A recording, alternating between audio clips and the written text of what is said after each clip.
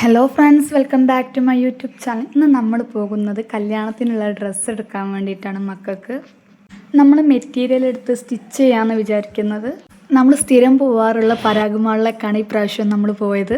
ഫാമിലിയിൽ ഇങ്ങനെ കല്യാണം വരുമ്പോൾ മാത്രമാണ് മക്കൾക്ക് ഡ്രസ് കോഡ് ആക്കലും ഇതേപോലെ ഡ്രസ്സ് സ്റ്റിച്ച് ചെയ്യാനും കൊടുക്കുന്നത്. നമ്മളിവിടെ വന്നപ്പോൾ നമുക്ക് ആദ്യം ഇഷ്ടപ്പെട്ടത് ബ്ലാക്ക് ആയിരുന്നു. ബ്ലാക്ക് കഴിഞ്ഞ പരിപാടിക്ക് സ്റ്റിച്ച് ചെയ്തുകൊണ്ട് ഈ പ്രാവശ്യം നമ്മൾ കളറൊന്ന് മാറ്റി പിടിച്ചു. നമ്മൾ ബ്ലൂ, റെഡ് അങ്ങനത്തെ കളറുകളൊക്കെ നോക്കി. പക്ഷെ നമുക്ക് അതിലേക്ക് വേണ്ടി നെറ്റിൻ്റെത് മാത്രം കിട്ടുന്നില്ല.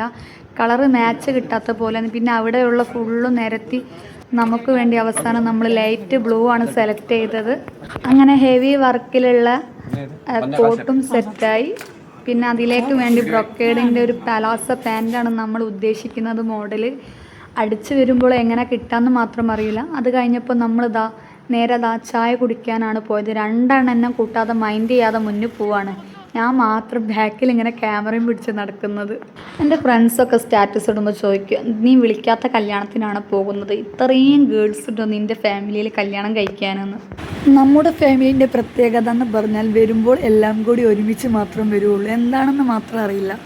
ഒരാൾ തുടക്കമിട്ടാൽ മതി കല്യാണത്തിന്, ബാക്കിയുള്ളവർ കൂടെ പോന്നോളൂ. പ്രത്യേകിച്ച് ഉമ്മാൻ്റെ ഫാമിലി.